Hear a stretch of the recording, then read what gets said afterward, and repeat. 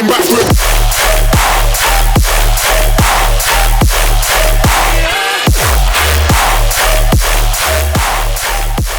Hi, all, and thank you for joining us on our next episode of Now Playing the 916. The beats you just heard were provided by today's guest and our first DJ, Caezer. Your personal name is not Caesar, right? That's the project name? Yeah, so my actual name is Julio. That's actually my middle name. I go by Julio Cesar. I just spelled it differently just because I was thinking, okay, I know there's a lot of Cesars out there that are spelled kind of the same way that I have it spelled. So let me just kind of change it up a little bit and have some like uniqueness to it, if you know what I mean. My first question will be, how many projects do you have going on, or is Caesar kind of the baby taking up all your time? Caesar is definitely the baby that's taking up all my time. I've been doing it for quite a bit now. I have thought about doing another project because I like to do different genres, and I like to like learn from making said different genres. But yeah, no, Caesar is definitely the one that takes up a lot of my time. With that, what genre or subgenre would you consider Caesar to be? Subgenre, well, it's a subgenre of EDM, but dubstep and a bit of rhythm, I would say, is what I mainly do. Sometimes I'd like to do bass house. I don't do it very frequently, but I know that I have something like that coming up within the next few months. Okay, that's perfect. And the use of the word riddim. I know on your Instagram, you recently announced that you do make riddim. Is this what specifically makes this subgenre of EDM different from the others? Well, rhythm is kind of it's kind of in the name, well, rhythm comes from the word rhythm. Hmm. Um, and for me, what makes it different than the other genres is more so of the sound and the style that it has, and along with that, the arrangement, kind of like the technical stuff. Because there are some songs that where like dubstep or Brittum, it has a different flow to it, a different type of drums where it's like more heavier. And then rhythm, it's more like quarter notes, like womp womp womp womp womp womp womp womp, and it's kind of like not necessarily softer drums, but more so just like a more consistent rhythm and sound rather than dubstep where it kind of changes up every like 8 bars or so. Okay, that is interesting. I don't want to say that I am not into EDM because I do like a decent amount of EDM, but I'd never heard about Rhythm, and so I definitely wanted to see what that was kind of about. But the question of does Caesar make Rhythm ended up being an announcement for a new song. Is this going to be the start of a new You album know, for you? that is something that I honestly will keep private for now. It's just something that I like to kind of build Okay. up anticipation. But yes, there will be future songs that will come out in the near future where it does have my take on rhythm and kind of do all that. And I have done it previously to Caesar Makes Rhythm, like Rip My Eyes Out, which was a part of the Rhythm project, and then a free download I believe I released late last year, like 2024, called Huh. as as a funny title to it. I just want to kind of dabble more into that and kind of branch out in the subgenres and build more experience within that community, if that kind of makes any sense. Mhm. And so you according to the form that, I provide to all my guests, you seem to be a jack of all trades when it comes to parties specifically. You mentioned photography, videography, as well as the DJing that we're familiar with Right. already. How did you get into doing everything and anything when it kinda comes to this? Oh, okay. This is actually a really, really fun question for me because one, it rarely gets asked. But um, honestly, school. I wasn't a very studious kid. I'll just kind of get a little bit personal here. For me, I have ADHD, and it's the combined form of it. And in school, I've always struggled to really focus, on the things that didn't really interest me. So yeah, school was definitely not my thing. And whenever I was in school, I would always bring my laptop and my headphones. And whenever we were supposed to do homework, I would just look like I was doing homework and just actually just start making music and look up stuff about photography or videography. And it's also a funny story because out of all the teachers that I had, there was only one that really showed me everything. And in the high, I'm not gonna mention his name just due to privacy reasons, but he was the teacher that basically motivated me to be better, if that makes any sense. He was a journalism teacher, and he also taught videography, photography, and he was also a part in a like kind of like friends with one of the teachers there who did the journalism for like the newspaper. And from both of them, I actually learned a lot about photography, like storytelling, videography, kind of like the very technical stuff. And from there, I just became more interested as I kept learning a lot of these things till eventually, once like COVID happened and I graduated around that time, I'm like, screw it, let me just make something out of these skills that I've learned. And now I just do everything. I do photography, I do like photo shoots, whether if it's portrait or whether if it's just simple like couples just posing in like at a beach or in like a forest or something like that. And then videography, it's more so I know there's a lot of videographers when it comes to the music industry and when they're trying to do recaps or trying to tell a story with all that. But for me, it's more of storytelling with special events like weddings, quinces, anniversaries, so on and so forth. And it's all thanks to my journalism teacher, who he has definitely taught me a lot. It's awesome when we get those, mentors at that point. I wouldn't even really refer to them as a teacher, because they're bringing you up into a place that you wouldn't have been without. And that's awesome that you actually received that, especially in high school. I think that's a very, I was going to say important, but I feel like there's a more specific word that fits better, but a really important time for people to be provided that, and we don't always get that. So that's awesome. Do you have like a clientele list already? Friends and family, I'm guessing. And I'd say do you have a Instagram for specifically your videography and stuff? I do have an Instagram for it, although as of recently, I've been taking more of a hiatus on it just to focus on a lot of personal stuff that needs to be dealt with. But as of right Hmm. now, not much clientele in terms of that aspect. I know that for me, I have more of a clientele when it comes to DJing, but this is aside from the Caesar project. This is more so of doing the quinces or doing weddings as well. I DJ those, I DJ birthday parties as well. Just kind of to get more experience with every genre and kind of broaden everything out. That way I can also kind of include some of those genres into the Caesar project when it comes to me doing sets and something like that. But the IG is Julio Enriquez Films. So Julio H Enriquez Films. That's just basically the the IG of it. And for the DJing, have you found, I mean, obviously it's a lot different than, playing your usual stuff. What do you find is the most popular for your quinces and your I'm gonna be really weddings? honest. I was humbled the other day. I thought it was gonna be, and for all my Latinos out there, I thought it was gonna be Caballo Dorado. Where it's like, no rompas más, mi pobre corazón, and I thought it was that, right? And for the longest time, I was just so accustomed to that because I just see that at a lot of different parties that my family was invited to. But I was humbled the other time because I had a gig and I played it because one person requested it, and I was like, okay, like let me do it because it's very popular. And it turns out it's only like that one person that requested it that's dancing, and I'm just like, oh wow, this is kind of crazy. I didn't really think that was gonna happen, because normally that would fill the dance floor. But I'd say it's more banda and cumbias that I would say for like those that are familiar with the genres, um, like techno banda, techno cumbia, cumbias, cumbias salvadoreñas. Those are by far the most popular ones, aside from my sets.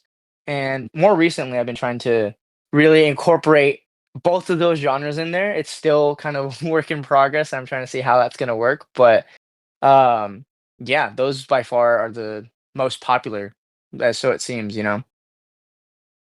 I'm glad that cumbia's Oh still yeah. strong with our community.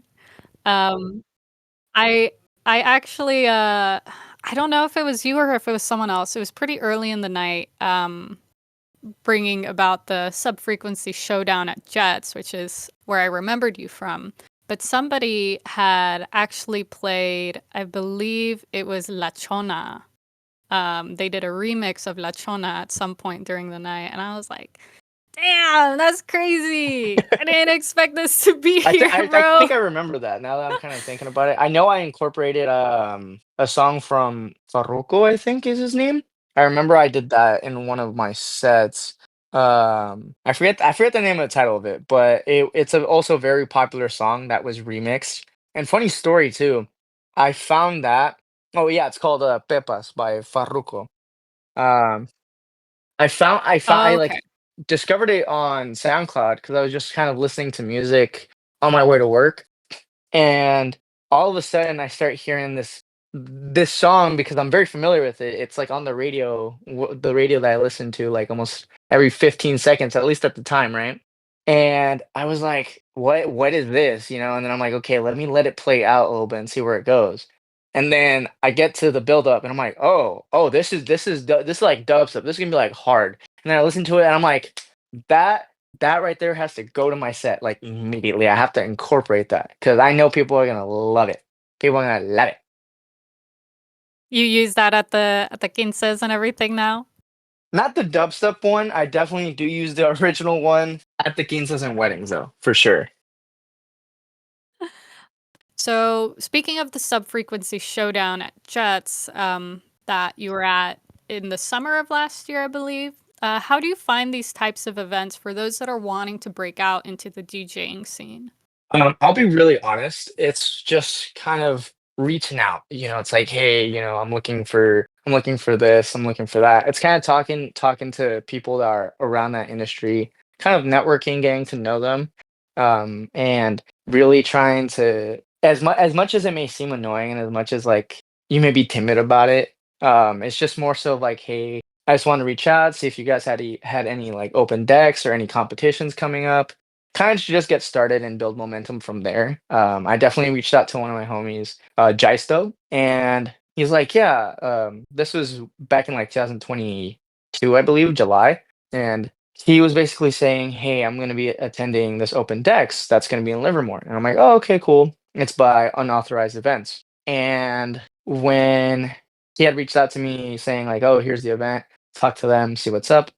And I'm like, "Oh, hey, I just wanted to get started on this, do open decks and see like where this goes." And they're like, the unauthorized events were like, oh, okay, that's cool. And so I drove, I'm from the Bay Area. So I drove about 2.5 hours, 3 hours with my girlfriend to attend it and to just like DJ like 30 minutes, I believe. And that's basically how it started for me. You know, it's like open decks, getting your name out there and kind of networking with the people that are involved that way that you can kind of build a portfolio from there and reach out to other promoters too to get shows and to do stuff like that. Yeah, I was very surprised when I heard about this competition. So, I found out about it via my boyfriend, who's friends with one of the other DJs that had been, two of the other DJs that had been playing that night. And both of them were in the competition, and he was like, "Hey, they're gonna be doing a couple of sets. Like, we have to go support them." And I was like, "Sure, yeah, um, cool." And then we pull up to Jets, and I was like, I didn't even know Jets had events. I didn't know that they had like, I knew they had music, but I didn't realize that they had like DJ competitions. And I heard from those two DJs that if you had won this one, then you move on to the next one, and then it's all sort of like a networking game of being able to hit up one restaurant, one club, one restaurant, one club, this other club, and everything. Is that basically the correct idea? Yeah, it is the correct idea in the sense that, you know, for me, I can't speak on the more experienced. I know that there are a lot of other artists out there that have had far more experience than I have, but just kind of starting to get into that industry, I'm learning that that's kind of how it is. That's kind of how it works. It's just networking, getting your name out there, kind of socializing with people, and just go from there. Staying with the sub-frequency showdown, how did you feel while you were up there? I know that you did end up, winning, in some sort of way because you played the Decibel Deathmatch a few weeks after, um, but in that moment while you were playing, was it in your mind a competition, or was it just fun and a set that had to be done? Honestly, I saw it as a competition, but I didn't really focus more on the competition. I'd rather focus on what I wanted to get out from it, if that makes any sense. Because I feel like when you're DJing, it's important to make sure that everyone's having a good time. And it's kind of studying the audience and looking and seeing like, hey, do you think people are gonna like this? Think people are gonna like that? I put myself in the position of if I were a listener. And it may be easy for some and hard for others when it comes to that, but I kind of think of it like this. I'm like, okay, does this transition go hard? Does this transition work? I always plan my sets ahead of time, and sometimes I even do it last minute, which I feel like a lot of DJs can relate when it comes to making their sets. They're like just scrambling, like, oh, this one's gonna work. Oh no, this one's not gonna work. Oh, I got change this, change that. I'll be honest, I was nervous because I was still learning how to play with the CDJs, the decks that were on there, because I'm still kind of a newbie to those consoles or those mixers. Because I'm so used to using something like a DDJ SX2 or SB2, something kind of small, more of like a controller. And honestly, my girlfriend was helping me out a lot with that. She was like, "You're gonna do great. Don't be nervous. You're gonna be fine.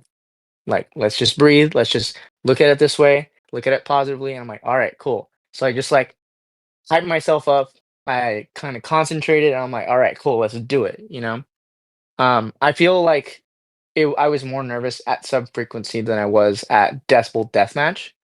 Because by the time Decibel Deathmatch came around, I was more confident. I'm more of like, okay, I've studied enough of the mixer where I know that I can really use everything and figure everything out, even if something goes wrong, which I'll probably get to a little bit later. But yeah, I was definitely nervous. I was definitely nervous. I just wanted to make sure that everyone was having a great time.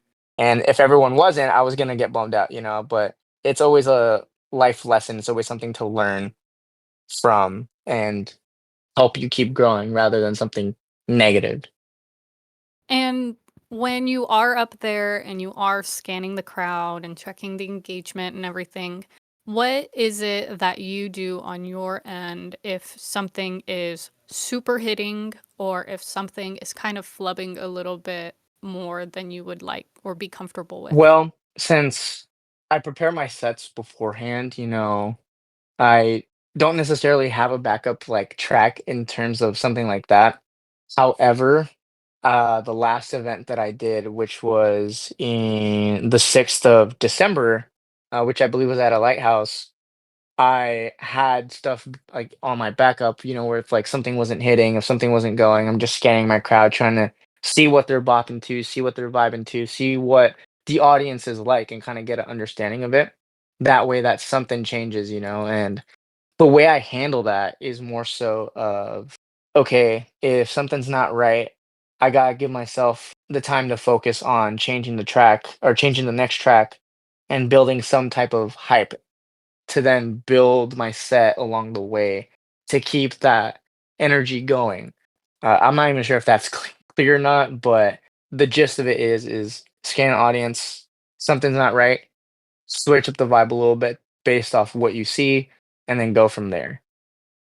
On the CDJs, when it comes to tracks, I believe that the best way to kind of switch it or switch the vibe, at least for me personally, because this is just based off my experiences from DJing the quinces and DJing weddings, it's doing these things called slams. And what that means is that a song is going to start with this huge, like, boom, to kind of indicate, hey, something is switching up, and that kind of captures the attention of the audience after that. And I do it sometimes in my sets too. I know that I did it in my Decibel deathmatch set when something was going wrong on the decks because one of the mixers were not reading my USB right.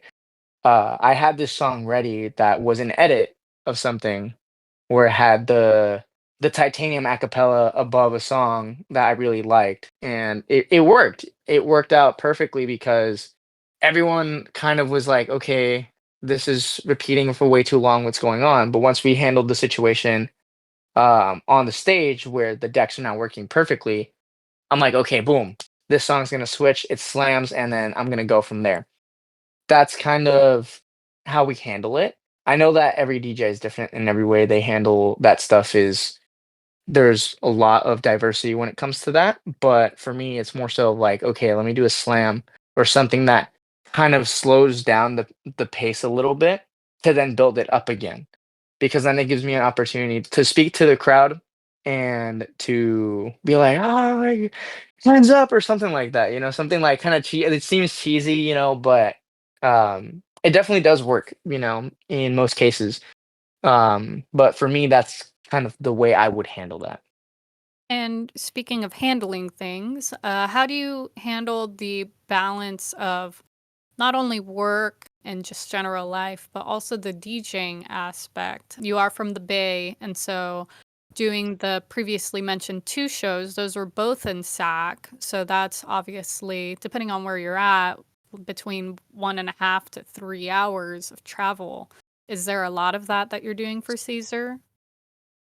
As of recent, not really. I've been more local when it comes to that in terms of Caesar. Am I willing to do that? Yes. There's no issue with me driving over there or I would say flying to a venue. I haven't done that yet, but yeah, I don't see a big issue with that in terms of attending those shows to perform and to do a lot of those things. I feel like for those shows, it's just if I'm gonna be there, I'm gonna be there. Whether if it's like 3 hours, 5 hours, 8, 12, or if I fly on plane, there's really no issue about it. It's just not very frequent. With the work life balance for it, are you, I'm guessing that it's kind of homework in a not bad sense after work and everything. Yes. Yeah, it definitely is. And for me, the way I see this, like a lot of people have told me like, hey, this is more of a hobby, it shouldn't be really taken that seriously or focus on something else or do something else, Um, I've been told that a lot. And I believe that trying to balance all these things out um, with doing the work, like the homework, I would say, that's not necessarily school based, kind of balancing that out with my work, which is I don't believe I can disclose the company, but it's definitely been hard and looking for like I'm looking for a second job right now, kind of doing a lot of those things where it's for me it's very important to balance these things out, balance work, balance life, balance music.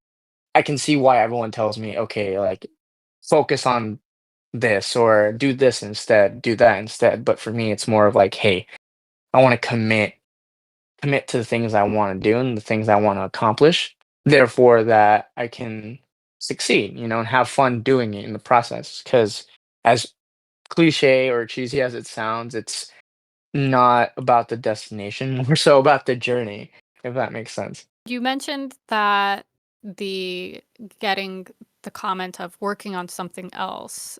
How do you handle when people tell you that you should be focusing on something that's not music? I feel like that's something that a lot of musicians actually end up dealing with. But how do you personally deal with somebody telling you to find something else more important in their eyes? It's really all about perspective, when it comes to people that I don't really know too well that tell me, "Hey, I think you should do like sculpting, for example," and for me, it's not really that big of an issue. I'm just like, okay, and then I know where I'm at.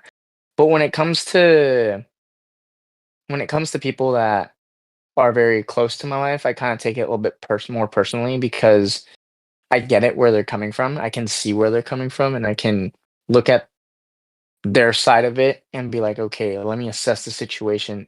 Let me see how I can balance that out. Because at the end of the day, I guess the word in Spanish is necio. I don't know the word in English, but um, I tend to try and balance it out and try to understand the other person before I even say anything, you know. I have indeed have multiple conversations with my parents about it. It's I feel like a lot of not even just musicians, but creative people have gone through because it's you're viewing the world in a different way. You're viewing the world differently than how your parents view it. And for me, it's definitely a very difficult thing, and I have handled it differently in the past, but that's just kind of the way I handle it now. It's more so of listening, making sure that I'm not getting angry because at the end of the day, it's just the people that are close to you are trying to look out for you. Staying with that topic a little bit, Caesar has been around officially for about 5 years now. How do you feel that you and the project have grown since the beginning?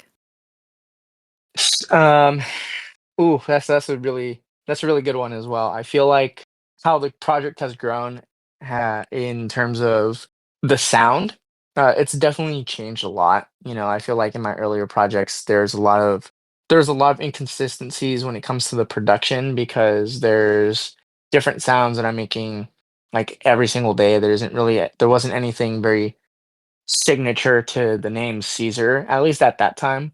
And now, kind of looking back on it, I'm like, wow, I'm actually starting to really create something that sounds like Caesar. That is like someone can say, oh, wait, I think I know who this is from. It's probably from Caesar. I'm not sure.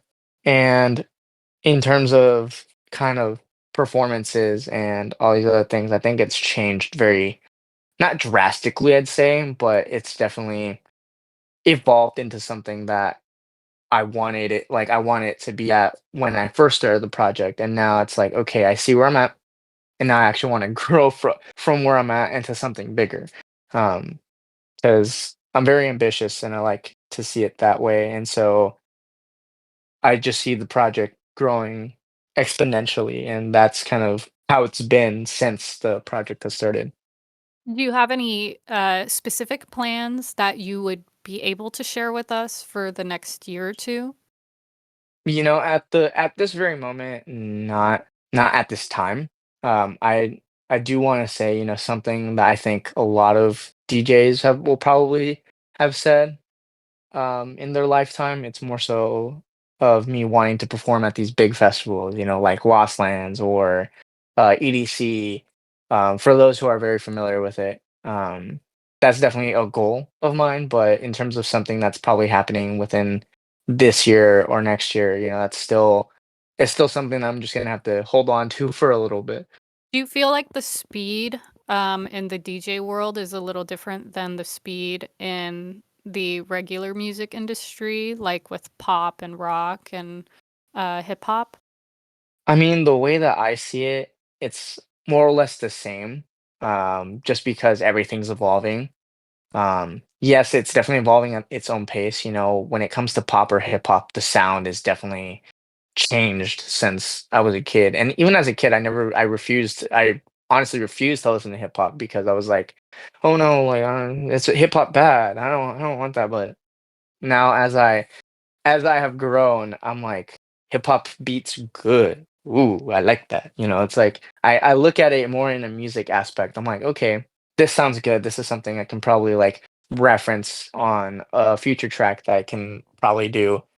Or kind of like I don't know, but the whole point is that I feel like they're more or less the same. They're always constantly evolving. You know, I'm always hearing something new every day, and I feel like that's kind of the beauty of it, if that makes any sense.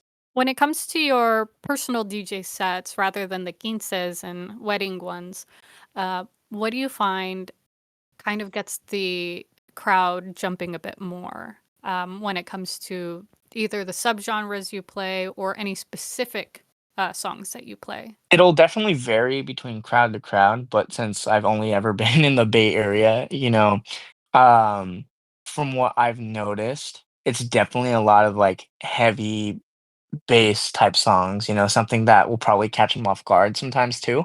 I know that in my Decibel Deathmatch set, right around towards the end, I was playing this very heavy song that, it wasn't really moving the crowd a lot, but I did see people bopping a little bit to it. And this was already planned ahead of time too, where I'm like, oh, this is a good transition. But it went from a song that was like very sporadic and crazy, where it was like, "Brrrah, brrrah," and it was like still very heavy metal, it was still like very heavy when it came to the build up to that song. But then after that, I switched to kind of like a must die, like hard style type track where it was like bum bum bum bum bum bum bum bum. And I feel like that kind of built the energy from there, and it kind of was like, "Oh, wow," like, that's kind of what keeps the crowd going. It's always kind of the unexpected, people are gonna just think it's another dubstep quarter note track where it's like, "Womp, womp, womp," but no, it was it was something that I kinda learned from, like, on that day where I'm like, "Okay, do that," because that seems to be working out a lot more than just like, "Oh, someone's gonna predict another, like, dubstep drop was like, oh, or something like fake outs. If you're very familiar with those, for those that are listening, it's just like it tricks you to thinking that that's the drop, but then it's not, and it just builds up again to build to. I know that's I hate when I'm all excited, I'm like, "Ooh, yeah," and then I'm so disappointed, I'm embarrassed, it's not a pleasant feeling for I me. know that's for some, it's definitely not a pleasant feeling. I know that for me too. I'm like, like like what the heck. I definitely won't say it like that. I definitely cuss more than how I'm cussing here, but um, I went to a show. I went to an Excision show this one time at the Bill Graham, and I was basically saying like, oh, like why do they have to do the fake out? Like what the heck? It's kind of crazy. Like I don't know why they did this, but it tends to work sometimes too because then when they build it up it gets even heavier, and I'm just like, "Oh, never mind, I lied. This is actually good. What the heck?" So, that's kind of what I've noticed, but I do know that some people tend to hate that more often than not, but, sometimes it does end up working. I haven't found the right fake out, is what I'm hearing. And going back to your tracks, where do you get the vocals for them? Are they samples? I'm sure it's kind of a mix, but are they samples, people you know, people you get linked up with, or are some of them even you saying the lines yourself?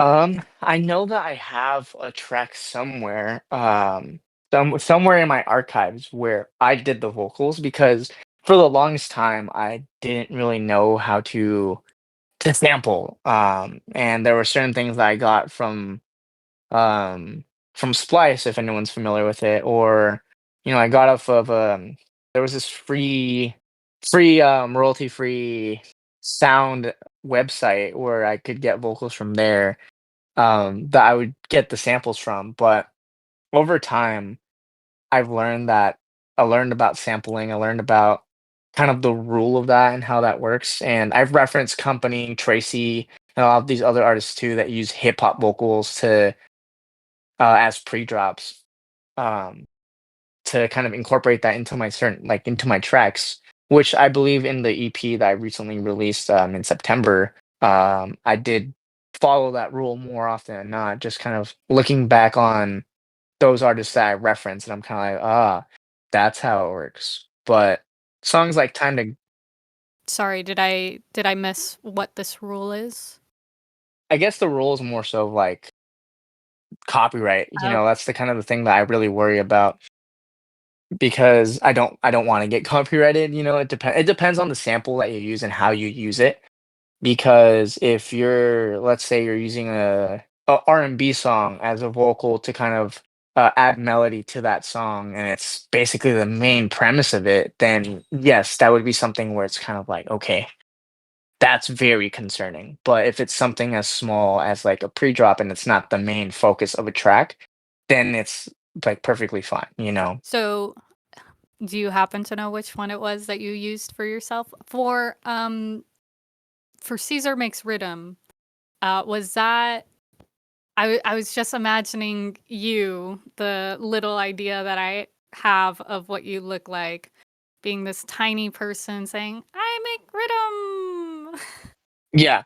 Yeah. That was definitely one vocal that one of the tracks I've used my vocal in because during the whole promo process, it was more so like, huh, does he make rhythm? You know, like does Caesar make rhythm? Is he someone that really does that? Is it, you know, kind of focusing on that whole thing there. And so the whole track, it's just like me saying like, "Look, mom, look, I made rhythm," and then that's like the pre-drop of that song, and then there was another part in between the drop where it's like, "Wait, Caesar makes rhythm?"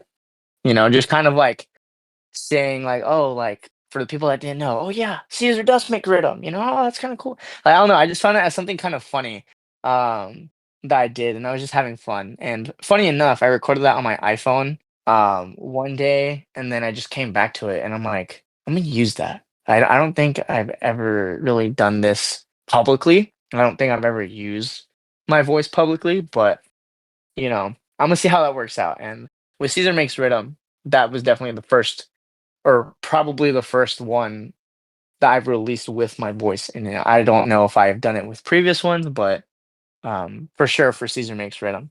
Do you see it being something that you might do more often, for ease of access or whatever other reason? Do you know, that's a really good question. I'd say yes. Yes and no. It just really varies on the track. You know, I have a lot of other projects too where it does incorporate my vocal.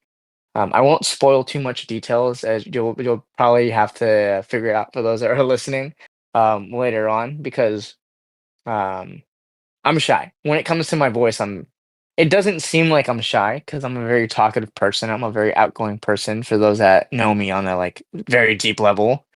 Um, but I'm like sometimes I'm just very timid when it comes to going on the mic and saying something because I'm like, ugh, my voice sounds very like, cringy or it sounds so nasally or something like that. Like, what? Ugh, like, why would I use this?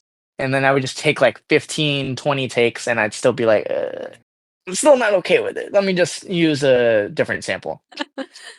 So can we expect more riddim from Caesar? Um, what you guys can expect is more of like, yes, more rhythm. Definitely more of like the Britum dubstep side of it. I'm definitely doing something experimental that may be coming up. I'm not gonna really spoil too much on the details. It's just more so of like I'm trying new things as well. Just because this whole year, and I announced that I believe in the beginning of the month that I'm gonna be uploading one song each month, so like 12 songs in total. Aside from the ones that have already been scheduled with either self-release, something that I've had specifically planned for a while now, or other things that may be coming up with like labels or something like that. Have you ever done a remix of another local artist's piece? Um, I have, but this was, I believe, 2021, if I'm not mistaken. He goes by the name Beanie God, and he did live here in the Bay Area. He actually moved about a year and a half ago, and he's a very close friend of mine. I remixed one of his songs called and I believe it's like what's it called? It's called Mecha, right? Kind of like the machine the anime machines, you know, like those things. I remixed one of his songs, and that I believe that was the last time I did something from a local artist. I definitely do plan on doing that with another artist very soon. You know, I just gotta look for it. Are there any other topics you'd like to go back to or that we might not have covered yet that you'd like to go deeper on? I do wanna say kind of like this, just, to kinda have it up in the air here. When it comes to kinda going back on the subject of, like, how do I handle, people telling me, "Oh, like, focus on other things or do this."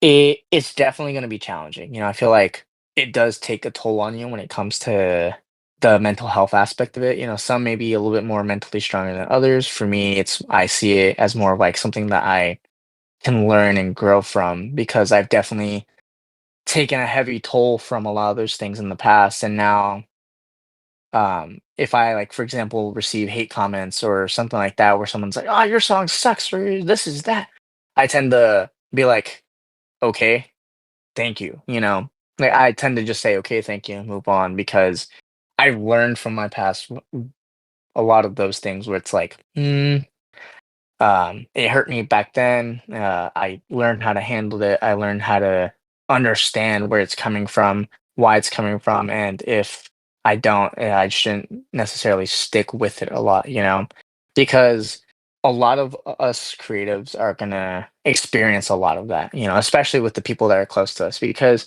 they want what's best for you.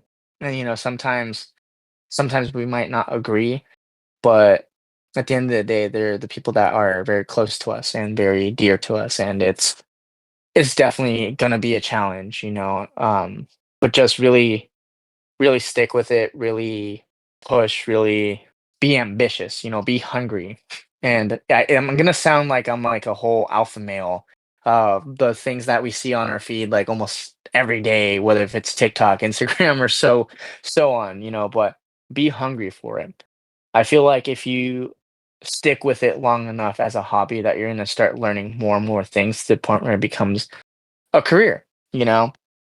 And it'll definitely be challenging. You know, it's always gonna be challenging for a lot of people because they've never experienced it. For those that are getting to that point where something's a roadblock in their whole creative space.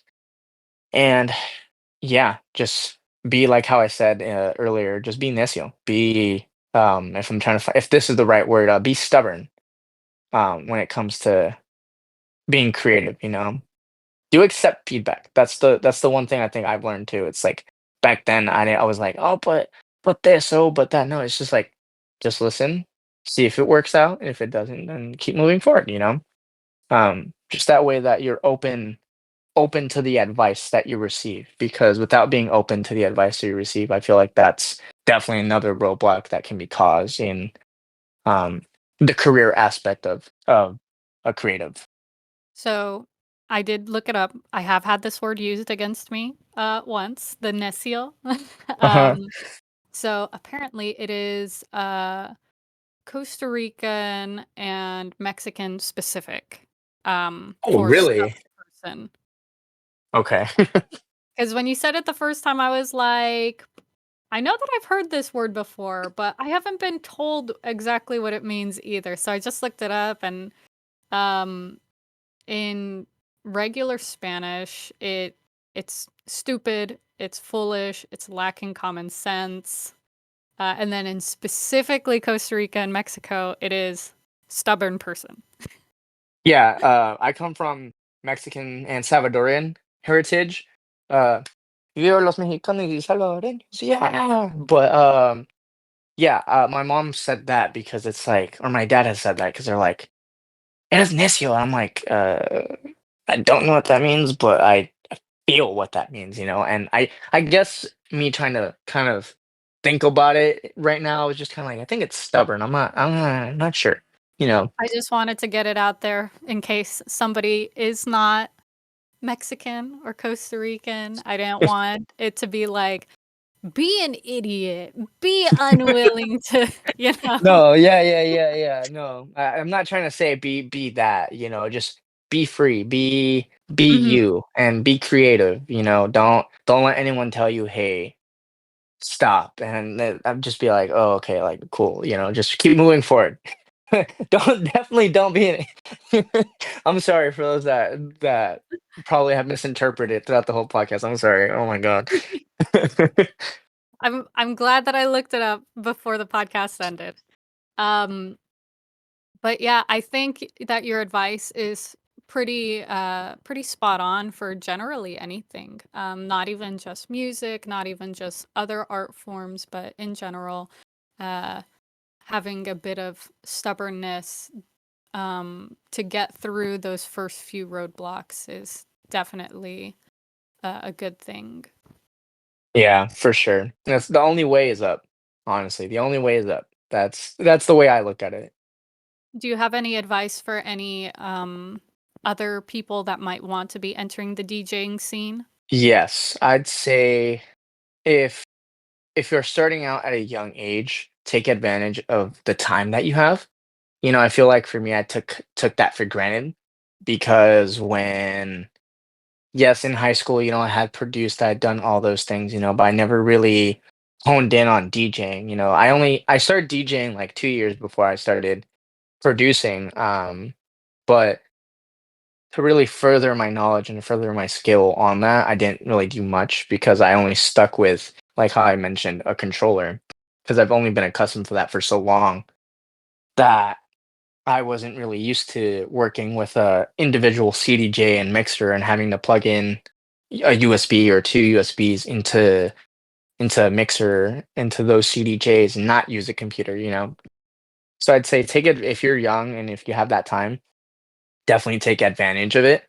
You know, if you're like 15, 16, around that age range, take advantage of all the time that you have, you know, if that's something that you're going into. And then if you're someone like me who is putting themselves to work almost every day, or a workaholic, as you would say, then definitely look to manage your time and balance everything out, you know, because once you start going through a lot of these things, things will start becoming harder.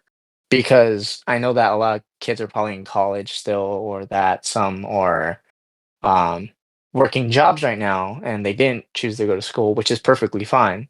I definitely say manage and balance that time because if if you don't balance everything out, I feel like if you focus too much on one thing, you end up losing a little bit of knowledge little by little about the other thing, you know? Like if I say, for example, like, oh yeah, I'm gonna focus a lot on music, but I also have bills to pay, you know, I have stuff that I have responsibilities I have to take care of. Really kind of just balance everything out because anything is possible. You just gotta put your mind into it. Thank you so much for coming on, Caesar. Thank you for being our first DJ. I think it was very interesting to get this set up.